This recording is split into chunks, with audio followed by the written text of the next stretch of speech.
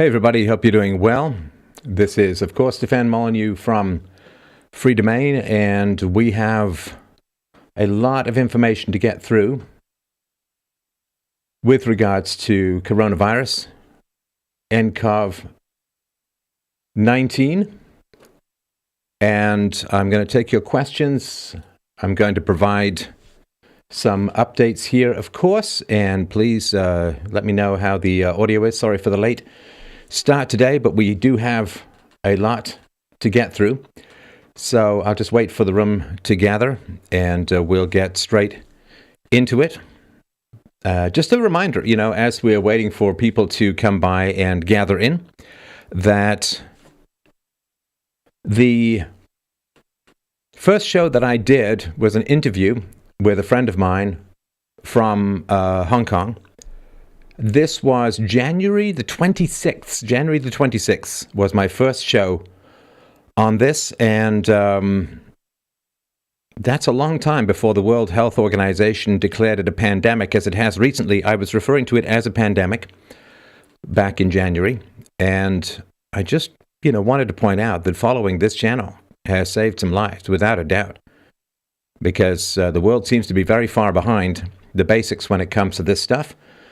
So let's look at the numbers at the moment. So 50% of people have recovered.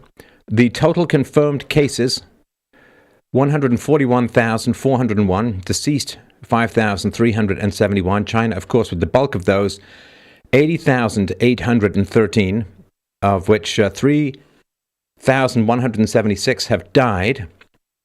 So, of course, this is why you're looking at a 3.5% fatality rate, and it's still early on in the pandemic, so this is why you've got a 0.1% fatality rate for the regular old common flu. And so if we're talking about a 3.5%, 3.4%, that's 34 to 35 times more deadly than the common flu. So, of course, what is surprising to a lot of people is Italy, with 17,660 confirmed cases, and 1,266 have died, and 1,266, not too far off from the Black Death, another wonderful gift from China. So, okay, for those who don't know, over the past 10 years, there has been an enormous increase in the numbers of people in China. And so official statistics of Chinese people in Italy are 320,794. This, of course, does not account for illegal immigration, which would be a lot. It doesn't account for former Chinese citizens who've acquired Italian nationality or Italian-born people of Chinese descent. So I don't know what the numbers are, north of 500,000, 600,000, and so on. And, of course, a lot of those people, strong ties to China, and they would go back to China for Chinese New Year's to go visit family and return. And so this is really interesting. Now, the question, of course, is why are there so many Chinese people in Italy? And the answer, it's obviously complex. I sound like Vosh. It's incredibly complex. In other words, I really can't explain it, but I want to sound smart. So the reason is actually kind of simple, which is that a lot of vainglorious people like the Made in China logo. Right? They just love that Made in China logo. They love the Made in Italy logo. And so if you want the Made in Italy logo, then you have to have the actual fabrics or the clothing or the shoes or the handbags, whatever. They actually have to be made in Italy, right? And so you will import a lot of cheap drudge workers in order to achieve that Made in Italy label. So it is, sadly, vanity that is driving a lot of this stuff. The vanity of wanting the Made in Italy label combined with the access to cheap labor that comes. And of course, when I was in Hong Kong last year for my documentary, which you should really watch, you can get it at freedomain.com. Just click on the documentaries tab. It's right there. It's totally free, no ads. And of course, if you can help support the show, if you find that my early warning signals regarding coronavirus, which came months ago, I was one of the first people to call it a pandemic, one of the first people to call how dangerous it was going to be. If you find that helpful, come on, freedomain.com/donate. The link is right below. It's it's got to be worth something to you, right? This kind of early information just might have saved lives. I know it did save lives, of course, right? So when I was in Hong Kong, I saw there were a lot of, I think it's Filipino women who were there to help raise the children or do the housework or be the personal assistants of people who are out there making money in Bitcoin. And don't panic about Bitcoin, people. But I guess throughout the West, like they did when Germany invited millions of Turks in, you're finding out that there's really very little in life, very little in human history that is more expensive than cheap labor. Because look, the Italian economy might have saved millions of dollars by having cheap Chinese people swarm in and produce the Made in Italy logo. And now the entire country's on lockdown. You've got close to 20,000 people infected. You've got over 1,200 people dead. You've got a healthcare system overwhelmed. Does it really seem like such a good deal now? Do you think that the economy as a whole is either A, making money from cheap foreign labor, or B, losing both money and lives to cheap foreign labor? It's a friend of mine's father when I was a kid. He said, we're too poor to buy cheap things. We're too poor to buy cheap things.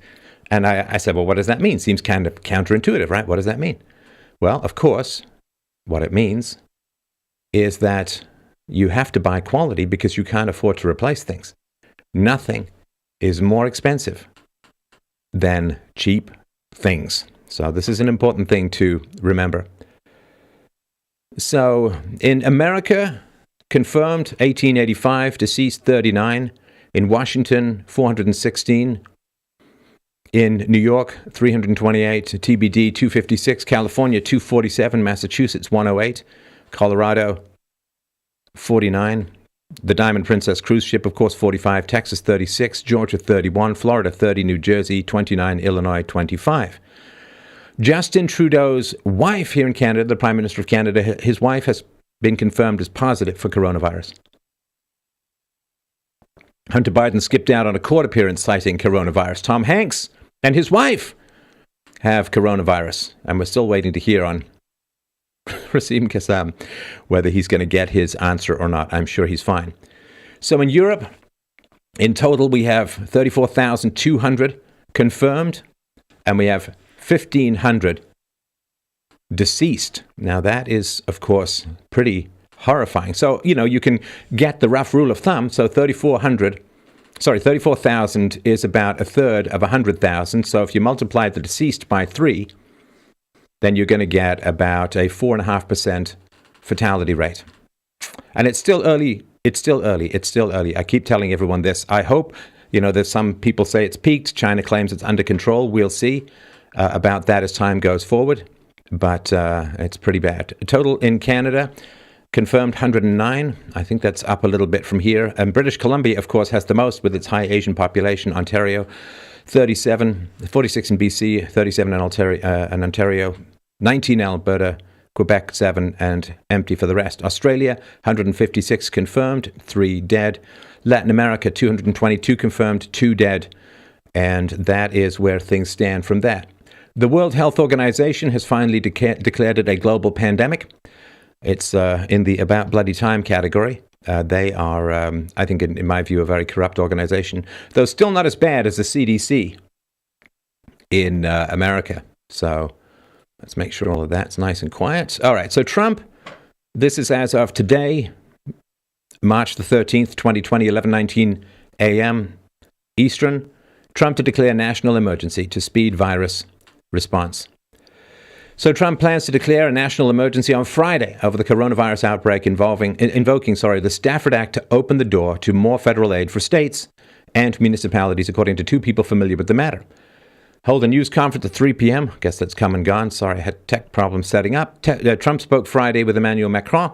The French president tweeted about the pandemic and agreed to organize a video conference with world leaders on Monday to coordinate research efforts on a vaccine and treatments and work on how to respond to the economic fallout. Schools are closed here in Ontario. They're closing, of course, all over the world. Hey, everyone gets to get a chance to explore the joys of homeschooling and lots of time with your family. The U.S. stock struggled to hold on to gains S&P rose less than 1% in midday trading after climbing 6% at the opening, following stock's worst day since 1987. Treasury yields increased as the Federal Reserve said it was buying $37 billion of bonds across maturities. And of course, the Fed is thinking, or I think is underway, of dropping $1.5 trillion into the economy because counterfeiting. So that is some powerful stuff. And we can, of course, only hope that this kind of rapid response is only going to continue. So this is from a couple of days ago from the formerly newsy organization Newsweek. And I guess we can pause these ads. Coronavirus could infect, quote, many, many millions, end quote, if U.S. is complacent in its response, America's top infectious disease expert says. The number of people that are infected by the new coronavirus is entirely dependent on how America responds to the outbreak.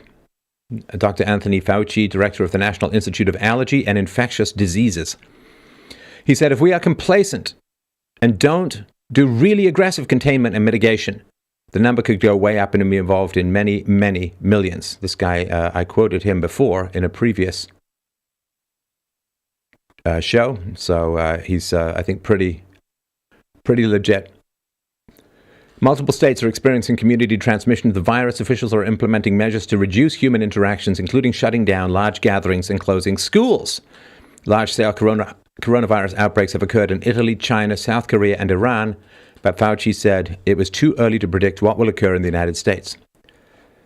So this stay the F home stuff is really quite important. And please take care of your elderly loved ones, and please check in on people who, you know, I talk about working from home. It's a good thing if you can do it, but of course there are many people who can't do it.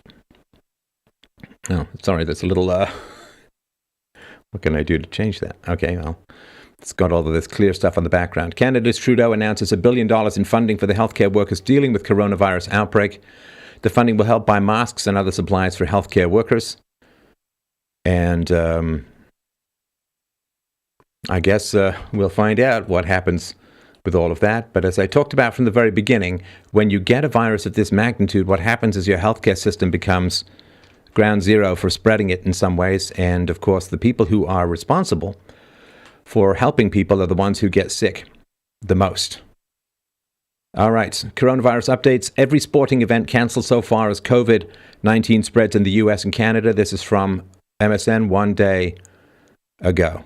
And it's quite a lot, of course, and good. You know, sports, unless you're playing it, sports I consider a huge waste of time and energy. So the potential spread has prompted several leagues, teams, and individual players to weigh in on the infectious disease as it has made its way to the U.S. Several teams have taken preemptive measures to limit the coronavirus spread, including limiting media access and spectators and canceling events and competitions altogether. The NBA has suspended its season after a positive coronavirus test. Boy, they could have done that for STDs all through the 70s, 80s, 90s, noughties, and teens, but I guess they didn't. So March 11th, it's halting play beginning March 12th after a player, reportedly Jazz's Rudy Gobert, tested positive for COVID-19. The NBA G League has suspended its season, the NCAA tournament games to be played without spectators. And I'll put links to all of this below, of course, but this is what's going on in terms of sports. And this is the kind of stuff that needs to be done. Like, you need to change your life just to keep your life. All right.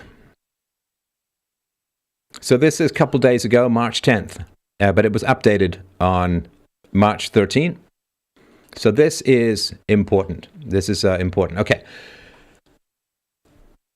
This is what you're going to take away. I won't go through the whole article, but it's worth having a look at in more detail. This is more important than just about anything else you'll be reading or watching except for this. The coronavirus is coming to you. It's coming at an exponential speed, gradually, and then suddenly. It's a matter of days, maybe a week or two.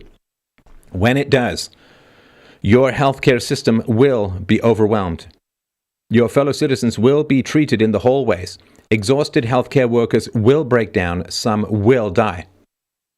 They will have to decide which patient gets the oxygen and which one dies. The only way to prevent this is social distancing today, not tomorrow, today. That means keeping as many people home as possible starting now. In Canada, the recommendation, though not the enforcement, is that all non-essential travel should be avoided and you should just not go on unnecessary trips. Okay, so you might have fears today. What if I overreact? Will people laugh at me? Will they be angry at me? Will I look stupid? Won't it be better to wait for others to take steps first? Will I hurt the economy too much? But in 2 to 4 weeks, when the entire world is in lockdown, when the few precious days of social distancing you will have enabled will have saved lives, people won't criticize you anymore. They will thank you for making the right decision. So, good. All right, how many cases of coronavirus will there be in your area? Chart 1, total worldwide cases of coronavirus. So the China period, January 22nd. And look at this, January 28th, when there were really only a few cases. Again, I don't mean to toot my own horn, but man, you've got to take a victory lap when you've helped save people's lives, including perhaps yours, your grandparents, great aunts, great uncles. I called it bottom left of this graph. The China period, it did a big spike right there in early to mid-February when they reclassified stuff. Then it seemed to slow down. Now it's going up. The total number of cases grew exponentially until China contained it, but then it leaked outside, and now it's a pandemic that nobody can stop.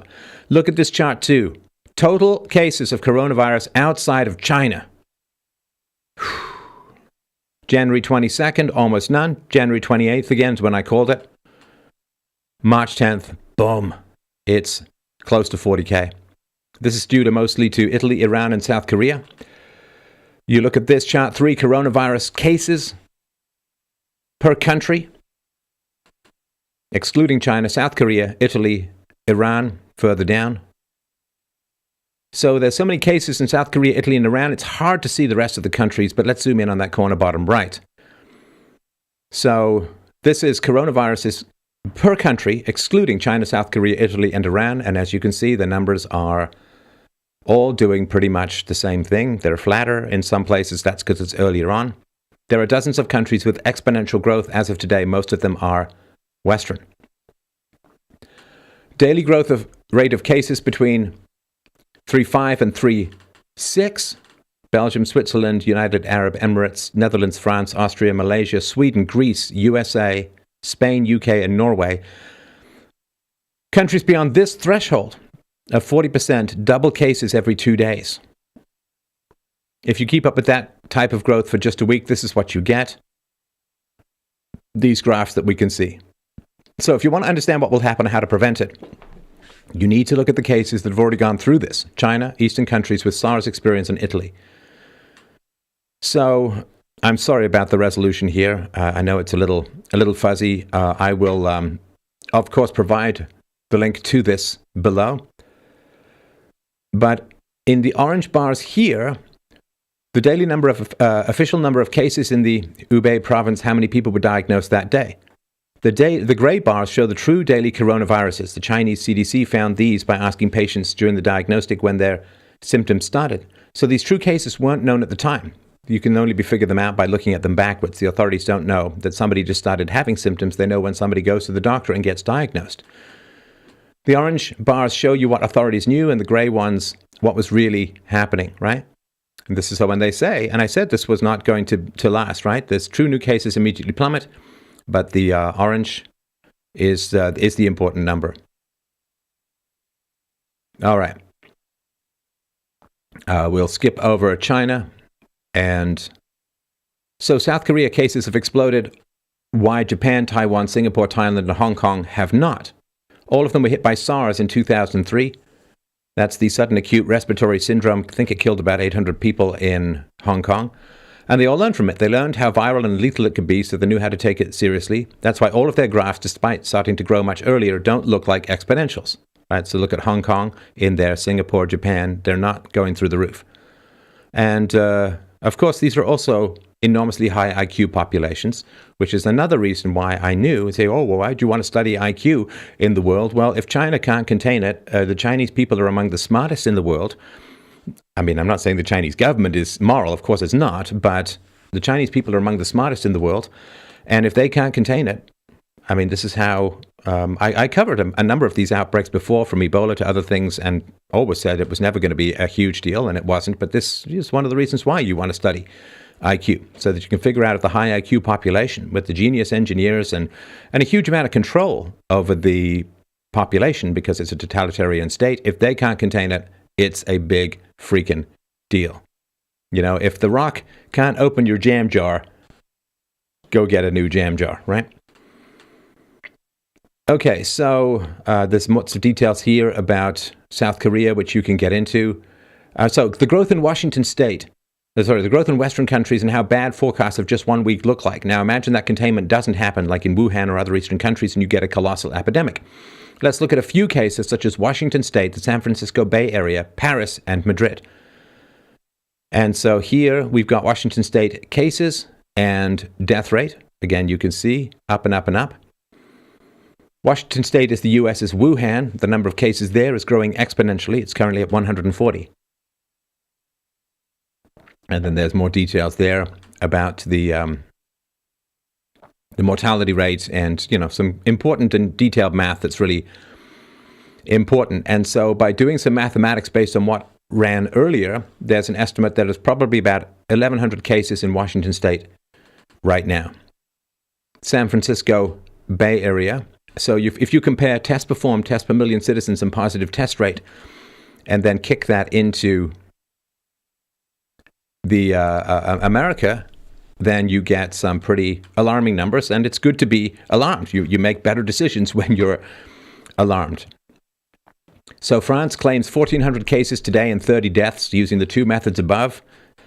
You can have a range of cases between 24,000 and 140,000, which is 1 or 2 orders of magnitude higher than officially reported, right? So again, if you look at that Wuhan graph, we've got a timeline in Hubei, and you can apply this to the numbers elsewhere in the world with the caveat that, see, because China is a mono-ethnic culture, it's full of East Asians, of course, very, very few foreigners, very, very few blacks or Caucasians or anything like that.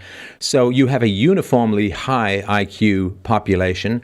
It's going to be more dangerous in places where you have significant populations that are not quite as high IQ, because there's just going to be less alarm, less self-control, and less understanding of the consequences of not self-quarantining. So it could well be much, much worse. So Spain has very similar numbers to France, 1,200 cases versus 1,400. Both have 30 deaths. The same rules apply. Spain has probably upwards of 20,000 true cases already. In the Comunidad de Madrid region, with 600 official cases and 17 deaths, the true number of cases is likely between 10,000 and 60,000. If you read this data and tell yourself, impossible, this can't be true, just think this. With this number of cases, Wuhan was already in lockdown. And you say, well, Hubei is just one region, but Hubei, of course, has nearly 60 million people. It's bigger than Spain and about the size of France. So coronavirus is already here. It's hidden and it's growing exponentially. What will happen in our countries when it hits? It's easy to know because we already have several places where it's happening. The best examples are Hubei and Italy. World Health Organization quotes 3.4% of the fatality rates. The people who contract the virus, 3.4% will die. This number is out of context, right? So it's important to look at these numbers. So in South Korea, the mortality rate is 0.6%, and it's 4.4% in Iran. And again, we have the IQ differences between the two countries are enormous. One, of course, has cousin marriage sanctioned through Islam in Iran, and one country is South Korea's got one of the highest IQs in the world. So you can go into more detail. China's fatality rate is now between 3.6 and 6.1%, converges towards 3.8 to 4%. That's double the current estimate and 30 times worse than the flu. So there's Hubei, and then there's the rest of China. Hubei's fatality rate will probably converge towards 4.8. The rest of China, it's 0.9.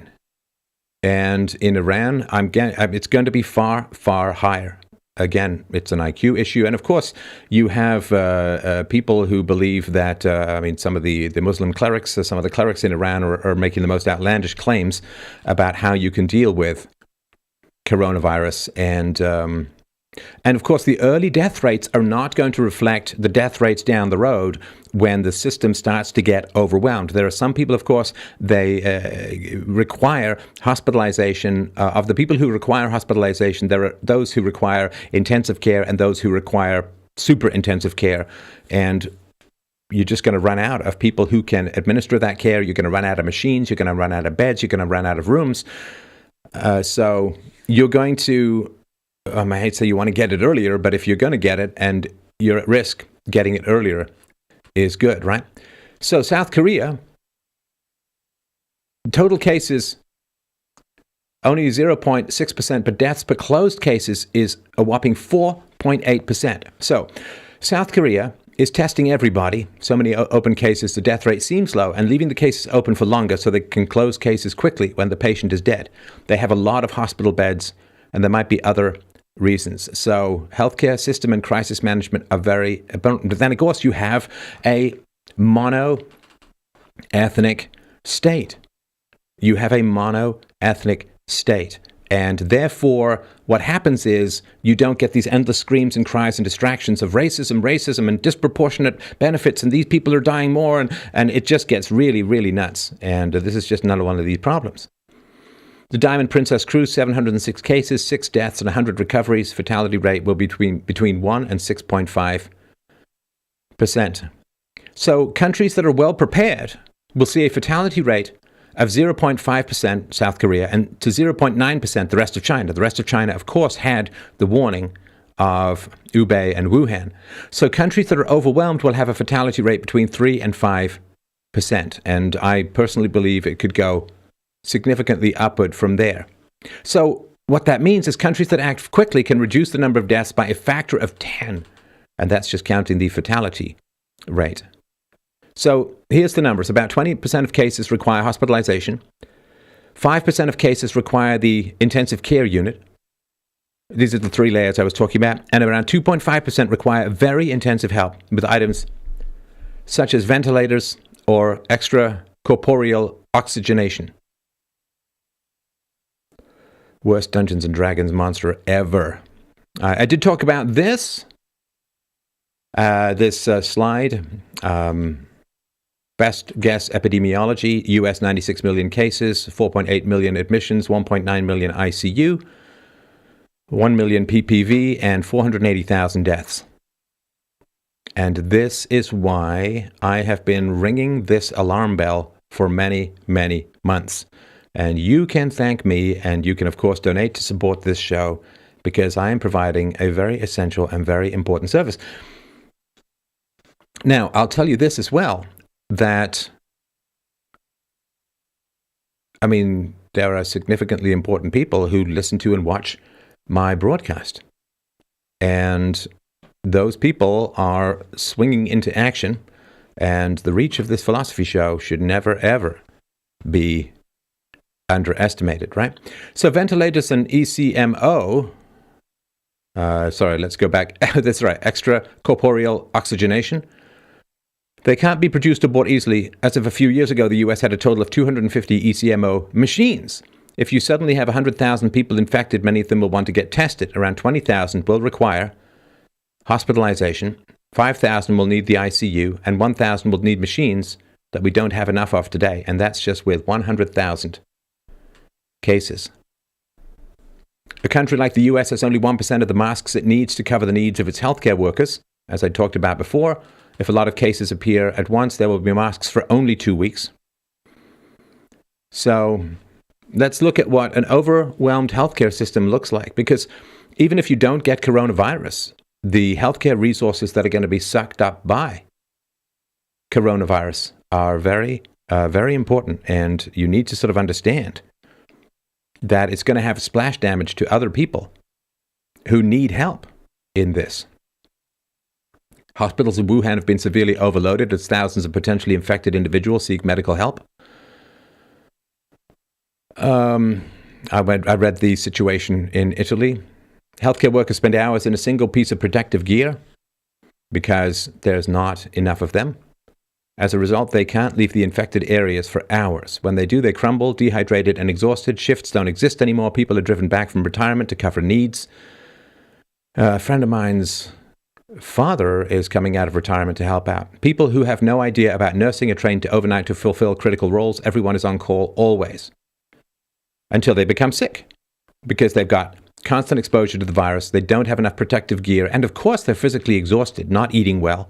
You need sleep to recharge your immune system. And so when anybody gets sick, they need to be in quarantine for 14 days, during which they can't help. 2 weeks are lost. Worst case, of course, they're dead. And of course, because there's such a long incubation period, people can be spreading this. Healthcare workers can be spreading this even without knowing it. In the ICUs, patients need to share ventilators or ECMOs. These are, in fact, impossible to share, so the healthcare workers must determine which patient gets to use it. And, of course, if we remember the death panels debate from way back in the day with Obamacare, it's happening, of course, in Italy. You have to choose who lives and who dies. This is wartime triage. Somebody's bleeding out, you keep moving, and you try and staunch the bleeding of someone who can make it. We must choose who to treat, says an Italian doctor. After a few days, we have to choose. Not everyone can be intubated. We decide based on age and state of health, says Christian Celeroli, an Italian doctor. And this is what I said. You get a fatality rate of about 4% instead of 0.5%. And that has to do with your choices. I'm always about empowering the individual. I'm all about your choices. If you stay home, if you can find a way to not be exposed, to not infect others, you will be saving people's lives. This is a very powerful thing that you can do. Okay, so why is it so important to act early? Because if you get badly treated patients or you run out of resources, you get a high mortality. If you have well-treated patients, you have a low mortality. And these are all of the lines that you can look at again in more detail. Social distancing is very, very important. So the current scientific consensus is that this virus can be spread within 2 meters or 6 feet if somebody coughs. Otherwise, the droplets fall to the ground and don't infect you. Now, I did talk about this with regards to a bus that was going in China on a 4-hour trip, and one guy sat second from the back, and they had video cameras on it, and they could track who got sick, and the rate of transmission, or the distance at which the virus was able to go, was 15 feet, almost 15 feet. And now that paper, to be fair, and just to keep you guys up to speed on all of this, that paper has been withdrawn, but without any reason. Nobody said, oh, here's the mistake we made, or here's the problem that we made. So that paper has been withdrawn, so I don't know what that means, but nobody said why it was withdrawn. So the worst infection then becomes through surfaces. The virus survives for up to 9 days on different surfaces such as metal, ceramics, and plastics. That means that things like doorknobs, tables, or elevator buttons can be terrible infection vectors. And again, everything that you can do to stay home. I'm sorry if it causes a bite to your income. I really am. But, nothing else causes a bite to your income like dying or, funeral costs for your grandparents. That takes a bite on your income. It's worth burning some dollars now to save lives down the road. And I've, of course, also read up to 14 days on different surfaces. So keep people home as much as possible for as long as possible until this recedes. Now, it goes into good detail about the 1918 flu pandemic, which I talked about in the last show. So here is an example of death rates in Philadelphia and St. Louis. And St. Louis promoted social distancing very early on and very highly. And as you can see, an enormous number of people survived in St. Louis who did not survive in Philadelphia. So it is absolutely essential, in my humble opinion, and remember, I'm no doctor, I'm not an epidemiologist, I'm not a pandemic expert. I can read graphs, though, and in this graph, the dotted lower line is much, much better. So I will not go through all of this, but really talk, and don't just do it yourself, talk to other people. Bribe them, bully them, shame them, whatever you have to do to keep them in. It is very, very important that we not transmit this, because the ripple effect and the spread effect is absolutely catastrophic and is going to cause the deaths of an enormous number of people, right? So if you're staying home, if you're not going to mass events, if you're not traveling unless you absolutely have to, you will save lives. So the measures will lower the transmission rate from 2.5 to 2.2 or maybe 2. Now, it doesn't get people below 1 for a sustained period to stop the epidemic, but you need to flatten the curve. You need to flatten the curve, and you need to make sure that the resources that are needed to treat the most desperately ill are available, which means minimizing transmission. Okay, U.S. tech companies' social distancing policies have been enacted by 328, allows for work from home, restricted visits, travels, or events, which is important, and you have to do this as soon as possible. So here's a model. If your company had 100 employees in the Washington state area, which had 11 coronavirus deaths on 3/8, there was a 25% chance that at least one of your employees was infected, and you should have closed immediately. If your company had 250 employees, mostly in the South Bay, San Mateo, and Santa Clara counties, which together had 22 official cases on 3/8, and the true number was probably at least 54, by 3/9, right, by the 9th of March, you would have had a 2% chance to have at least one employee infected. You should have closed your office too. Now, as of yesterday, the 12th of March, if your company is in Paris, Intramuros, and it has 250 employees today, there's a 95% chance that one of your employees has the coronavirus, and you should close your office by tomorrow. If you're still hesitating because nobody's showing symptoms, just remember and realize 26% of contagions happen before there are symptoms. It's very, very important. How often do we get to go out, or rather not go out, and save lives? Normally saving lives is quite an involved business, involving being in the military, dragging people off the battlefield, or being some hefty guy dragging people down a smoky stair in a fire-burning building. But here, you can just stay home and play Xbox and save the world. So if you're a group of 50 companies of 250 employees on average in the San Francisco Bay Area, there's a 35% chance that at least one of the companies has an employee infected, and a 97% chance that will be true next week. So look at this. This is the 22nd chart. Model of daily new cases of coronavirus with social distancing measures taken one day apart. So no social distancing. You can see the new number. The numbers just go up. Social distancing one day later. Social distancing starts on day 20. Look at that difference between one day, right? If you start N plus 20, N plus 21, look, even that little graph is thousands of people who don't get infected. And if you look at this, this is accumulative cases, social distancing measures taken just one day apart. If you start social distancing on day N plus 20, source plus 20, and if you go one day later, that's a 40% difference in cumulative cases. So it matters what you do today versus what you do tomorrow. Waiting one more day creates 40% more cases. If the Hubei authorities had declared a lockdown on 122 instead of 123, they might have reduced the number of cases by a staggering 20,000. Now, of course, if they'd also let the World Health Organization come in, and if they hadn't suppressed and attacked people telling the truth about this virus, that would have helped as well. And again, it's not just that there are 40% more deaths. The number of deaths goes up exponentially based upon the burden on the healthcare system. So, yeah, share this out. We'll just do a couple more questions. A couple of more comments, and then we will. I will take your questions, and let's do one more. This is the response of the tech companies. And let's see what they've got going on. So this is 2 days ago. Apple, Amazon, Microsoft, and others to meet with the White House over coronavirus.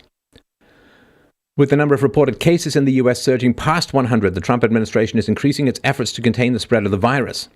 A spokesperson from the Office of Science and Technology Policy told Politico representatives from the companies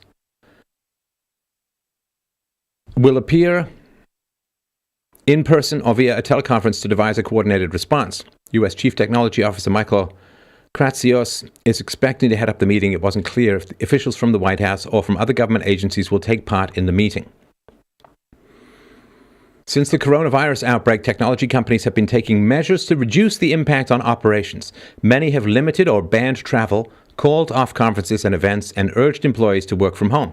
Alphabet is recommending all of its employees in North America work remotely until April 10th if their roles allow it. It's the first company to ask its entire North American workforce to stay home. The meeting is also expected to focus on technology companies' roles in stopping the spread of misinformation on their platforms. Since the outbreak, false information and fake cures have been swirling online. Facebook announced last week it will give World Health Organization free ad space and work with the agency to disseminate accurate and timely information. Apple is only approving coronavirus apps that come from research and government agencies. Amazon has been working to remove products that falsely claim to cure or prevent the virus and to stop price gouging on its platform. So, all right. I just wanted to make a quick statement. And then I will shift to the middle here. I will make a quick statement and then I'll take a couple questions, but let's keep this relatively brief. I don't want the length of the video to be discouraging people from getting this essential information. So first and foremost, I just wanted to point out that the suppression of this channel on social media is costing lives. I have been getting out great information, interviews with experts, interviews with people on the ground. I have not said anything that needs to be retracted, and I've not provided any false information. So the suppression of this channel on social media is going to cost people their lives. Of course, there are lots of people working to prevent this from becoming a full-blown exponential-sized pandemic, but you can start suppressing me again in a couple of weeks. But I beg you, if you are at one of the social media companies that is suppressing this channel, just take your finger off the button. Just a couple of weeks. You can put me back into a timeout later if you want, but this is kind of important. I think we need to put ideological differences aside, and we need to recognize the work that I'm doing here that is very essential to help keep people out of the ICU, to help people keep people out of the ground. And so, just take your finger off the button, let me even if it's just for these videos, let them get out there. I'm not taking ads here. Don't worry, I'm not making any money from running ads. I don't have any sponsors, so it's not like you're hitting me big in the bank if you reduce the suppression. But please get this information out there. You can put all the caveats below, the World Health Organization, that's fine. But for heaven's sakes, put ideological differences aside and get this information out to where people need it. So please, just for these videos, you can put me back if you want into a timeout down the road, but let's put all of this suppression crap aside. This stuff is too important for that. All right. No, I am being suppressed. Yeah, no, it's not a huge ego thing. I am being suppressed. There's absolutely no doubt about that. It started last February. It started right after I gave a speech at the European Union about tech censorship, and it's absolutely the case. Sorry, but it is a fact. So, Stefan is the effing man. Well, I appreciate that, but forget about me and just spread the information about all of that. All right. Stefan, I live in Charlottesville, South Carolina. I currently work as an Uber driver. It is a very touristy area. Do you think I should immediately stop Ubering for now? Thank you for all you do. You have changed my life. I appreciate that. I really can't give people individual advice, but I think if you look at the data that's out there, the decisions should be relatively clear. Certainly you are, I think, putting yourself at higher risk by Ubering people, and you certainly could be an epicenter if you get something, don't know about it, and spread it to other people. If you are going to keep Ubering, you can do what most people are doing who run gyms and hotels and so on, and just clean all the time. Is herd immunity desirable? Is it better to allow the virus to spread? Well, I mean, the virus is going to be a permanent part of the human landscape as far as I can tell, forever. I mean, it's this new thing that's been introduced into the human landscape, unless there's some smallpox type vaccine that is going to wipe this thing out. It's here for the duration, and there's no way to get rid of it permanently. The big problem being that, as we know, flu viruses mutate like crazy. It's wretched. And so, what they do for the flu vaccine is they kind of figure out what kind of flus there might be around next year. They try and vaccinate you for all of that. But this virus has already mutated once that we know of into a more and less virulent strain. So I think it's around. So no, it's not better to allow the virus to spread. You should do as much as you can to prevent that. This herd immunity stuff is not is not good. Somebody says, don't we kind of deserve this human tragedy because of the senseless slaughter and suffering we created by torture and consumption of animals? Kind of ironic, don't you think? It's not, this, we always look for causality with things like this. And it's very, very tempting. And, when the smoke is all cleared and we've got whatever safety or security we can get a hold of, we can start to look for causes. Of course, I'm going to look at what was taken from the level 4 containment laboratory in Winnipeg, Canada, where the RCMP frog-marched people out, a bunch of Chinese scientists out. What's happening in various higher academic institutions, I think namely Harvard, in America, where a number of professors have been dismissed for failure to report connections and money received from China, and go all the way back to the stuff that I was talking about early on, which is that they were experimenting with coronaviruses and bats and so on in China. So we will get to the causality, but right now, trying to say that, like trying to shoehorn this into some ideological perspective is, I understand it, but I would say really, really focus on just getting people to stay the F home at the moment. So Trump has COVID-19. Well, so a number of people have been around Trump and they've been around people who have COVID-19. So we shall see. I'm just going to work. Oh, there's other thing I wanted to mention as well. And I really, really appreciate, there's almost 4,000 people in here chatting and commenting and watching. I really appreciate that. And please forget about me. You can scrub me entirely from these comments. Just share the websites that I'll put links to below and share this message. So, so important. There are a lot of people out there who are going to live or die based upon what you decide to do over the next couple of days. I'm telling you that right now. It is really, really, especially if if it's one thing if you're an employee, but if you're a business manager, for heaven's sakes, look at these numbers and do the right thing. And it's the other thing too. Gosh, Michael Bloomberg spent $500 million on ads to come up enormously short in the Democratic presidential race. And there are some stupendously wealthy people out there in the world. Bill Gates basically sacrificed his economically valuable role as the CEO of Microsoft and went around chasing Africans with mosquito nets, which, I guess is a fine thing to do. But for heaven's sakes, I mean, can any of these billionaires cough up a couple of bucks to help out, take out some ads telling people what to do so as not to spread this beastly thing? I don't know. Step up a little. I've been working my fingers to the bone, researching and reading and talking to people and getting messages and collating and putting things together and figuring out all of this crazy live stream technology because it is really important. Like, for heaven's sakes, there are people out there with a lot of money. Do something to help the world. You can't take it with you, and, just if you don't care about the world as a whole, maybe you've got elderly relatives you care about. There are horrible stories about people who are, as one guy who's 35 years old, 35 years old, and is fighting for his life at the moment. Now, another couple other things I wanted to mention. So now, referring to this as the Wuhan virus or the Chinese virus is called racist. Oh, you intergalactic ass clowns, what is the matter with your breathing apparatus that passes for an orifice through which you crap your pretend thoughts? That is staggeringly believable. Because, of course, it was referred to as the Wuhan virus or the Chinese virus by the liberal media for a long time until they got their marching orders, I assume, from Beijing and the Chinese Communist Party, and now the media, the left-wing media, which is to say the media, in the United States is reading out basically Chinese government propaganda about this virus. They are calling them the enemy of the people is an insult to anything that is... Oh, man. Okay, here's another one that's kind of important as well.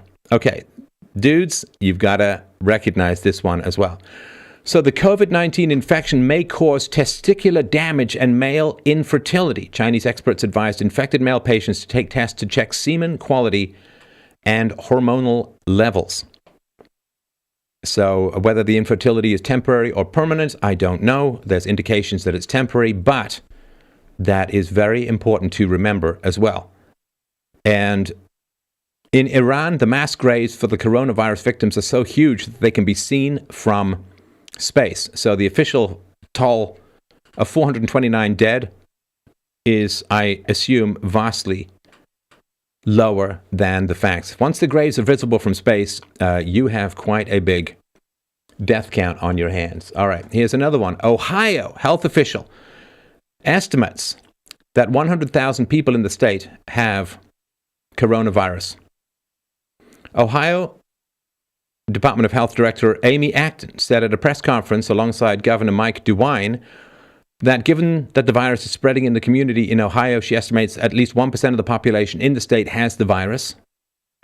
We know now, she said, just the fact of community spread says that at least 1%, at the very least, 1% of our population is carrying this virus. In Ohio today, we have 11.7 million people, so the math is over 100,000. So that just gives you a sense of how this virus spreads, and it's spreading quickly. Now, if you look at 100,000, remember the numbers from the past, 20% are going to need hospitalization. It's 20,000 people who need to be in hospital and thousands of people who need extreme measures to survive this kind of virus. So these are the kinds of numbers that are floating around and, again, really, really important. South Korea is not beating coronavirus through Medicare for all. Of course, there's a medical emergency, and then everybody says, oh, well, if we only had this, let's politicize this. If we only had this, right? Okay. And the Federal Reserve, this is what I mentioned before. The Federal Reserve, this is as of yesterday, announced it will launch a series of massive cash injections into funding markets and begin buying longer-term government bonds as panic over the coronavirus pandemic increasingly stresses the nation's financial system. I mean, the way that that's put is ridiculous. The American and Western financial systems are built on a house of cards of debt and money printing and selling off the unborn to debt slavery and counterfeiting. The announcement that more than $1.5 trillion will be pumped into the banking system over the next 2 days comes as the Treasury market has shown signs of strain. Interest rates on U.S. government debt recently plunged to record lows as investors poured money into safe assets, but now trading in that market is not flowing smoothly. Well, of course, because America's going to have to divert a lot of funds to deal with this, and that's less money available to pay the parasites, generally of the upper classes, on Treasury bonds. That is basically selling future tax receipts to the rich now. The Bow Group says in January that the mortality rate is not 2 to 3%, but 5 to 10%. If this infects a sizable proportion of the UK population, deaths will be in the hundreds of thousands or millions. The Czech Republic has suspended tourism and banned citizens from 15 countries from entering the country. Better late than never. The UK is still allowing people arriving in from Italy, China, and Iran with few or no checks. The Guardian says we might be heading into the first global recession caused by Chinese Communist Party mismanagement. Yes, that is very much the case.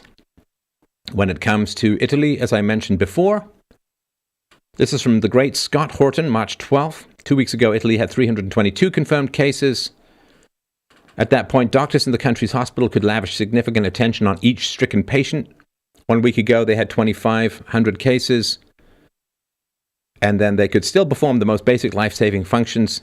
And then as of yesterday, over 10,000. There are too many patients for each one of them to receive adequate care. Doctors and nurses are unable to tend to everybody. They lack machines to ventilate all those gasping for air. The Italian College of Anesthesia, Analgesia, Resuscitation and Intensive Care has published guidelines for the criteria that doctors and nurses should follow in these extraordinary circumstances. The document begins by likening the moral choices facing Italian doctors to the forms of wartime triage that are required in the field of catastrophe medicine. Instead of providing intensive care to all patients, it is becoming necessary to follow, and I quote, the most widely shared criteria regarding distributive justice and the appropriate allocation of limited health resources. And of course, for those who live in the fantasy of unlimited resources, well, they're about to get a lesson in the basic reality of economics. which is, of course, all human desires are infinite, all resources are finite.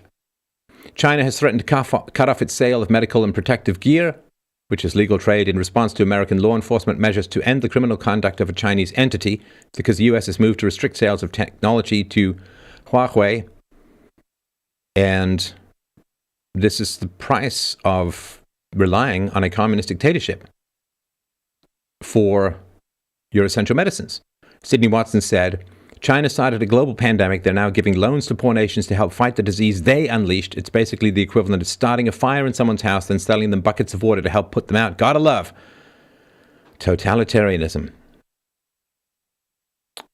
There's a mullah telling people to shake hands and kiss each other on the cheek, hoping it will lead to more COVID infections and eventually to people becoming immune.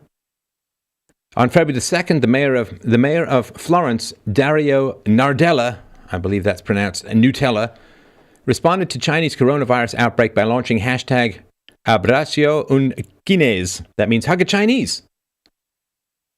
And typhoid Mary has zip on Corona Nardella, said Diana West. Please read her books. What happens when kids learn that online classes are superior to in-person classes? The scam of colleges and universities might be over soon. Dr. Gan said, this is beyond shocking. China shut down the lab that published the world's first genome sequence of the coronavirus last month, barring its scientists from finding ways to contain the outbreak. Their only crime, publishing the sequence before authorities approved of it. China has a population of 1.4 billion. That's over 23 times the population of Italy. China expects us to believe that they have less than 7 times the number of coronavirus cases that Italy has. And China had its first case 46 days earlier than Italy. So China is not telling the truth. The great Tom Woods has tweeted out that many private labs want to do these coronavirus tests, but they're not allowed to because of government restrictions. All right, let's end up with a story here. This is Jack Posobiec. Oh, and please check out the documentary hoaxedmovie.com. It's now available on Amazon and iTunes. You really, really have to watch this movie. It will give you goosebumps, it will stimulate your brain, and it will give you great conversation topics, which you're going to need because you're going to be home with everyone for a while. So Jack Posobiec says, I was just sent these posts from back home in Pennsylvania from a family dealing with coronavirus infection. The father who contracted it is 35 and picked it up on a cardiological visit. He is now in the ICU. And the message is, this is absolutely insane to be even writing this. We got a phone call last night from the KOP cardiologist in the news we saw on Monday. Myself, and the baby were there. Started getting flu-like symptoms this past Friday. Went to urgent care, and they gave him Tamiflu and said he had the flu. They did not test him. When we got the call yesterday from the Department of State Disease, they asked if anyone had symptoms. We told them about, they quarantined us all for 14 days. We're still, I feel like I'm in Kill Bill. We're still feeling sick, so they sent him to be tested last night. I had to call the hospital myself because no one was giving us results. Spiked a high fever tonight and almost fell to the floor. I had to call an ambulance. He is at the hospital now, and his results finally came back. He is positive for the coronavirus. People, this is not a joke when I tell you we're both insane and hand sanitized 1 million times while there. Shook his hand, and now he's in the hospital. Please, please be careful. And be aware, this is absolutely insane. And the response, thank you everyone, please share and spread the way this news is handling this isn't right. The way the news is handling this isn't right. They aren't letting people know what's going on. Just people are testing positive. So-and-so is in ICU now, and this is a very dangerous virus. And it's quick, and I can't stress enough. We washed our hands 1 million times at that cardiologist's office and still got it. They won't even let me leave the house to go see him or anyone go see him. I started symptoms as well and am being tested. We have a newborn and 3 kids with 1 parent in ICU. Hopefully I don't progress. Please share and take this seriously. Next message. Sorry if anyone is texting or calling. I haven't gotten back to. It's insane here. I'll try and keep updating on here. Just talk to so-and-so. He's still in ICU. He has a lot of fluid in his lungs they're worried about. He lost mobility in his legs, and they're focusing on why and how to get him mobile again. He started antibiotics for the lesions on his lungs and pneumonia, but he's much more coherent this evening and can actually talk to me, which is a great sign. He couldn't even tell me his last name earlier today. His fever is lower too. Hoping he keeps progressing and nothing new develops. I just have a cough and sore throat. They were trying to figure out how to test me because of the baby. And kids, they finally set it up for tomorrow where I can drive to hospital and they will test me in my car just to be safe. Thanks for all the support. Well, lots of love from here in Canada, and I hope that everyone stays safe and everyone recovers soon. So I will keep this relatively short, at least for me, and share the information. Stay safe. If you want to support what I do, freedomain.com/donate. I really appreciate that. And I will work very, very hard. I'm taking time off from family duties and so on because this is so important that I'm almost feel like this is what the platform was built up for, was to try and help people in this way. Please, if you're on social media and you have some fingers on the switches that stop the suppression of certain channels, please let me out of jail for a couple of weeks. Let this message get out. I'm very good at delivering it. And yeah, fine, put me back in afterwards. I get it. I've been a naughty boy for political correctness, but this is more important than our ideological differences. Thank you, everyone, so much. Stay safe. Tell people about this. Keep this thing from taking out significant numbers of people. You can do it. It's a great thing to do with your time. This is Stefan Molyneux from Freedomain, freedomain.com. I'll talk to you soon.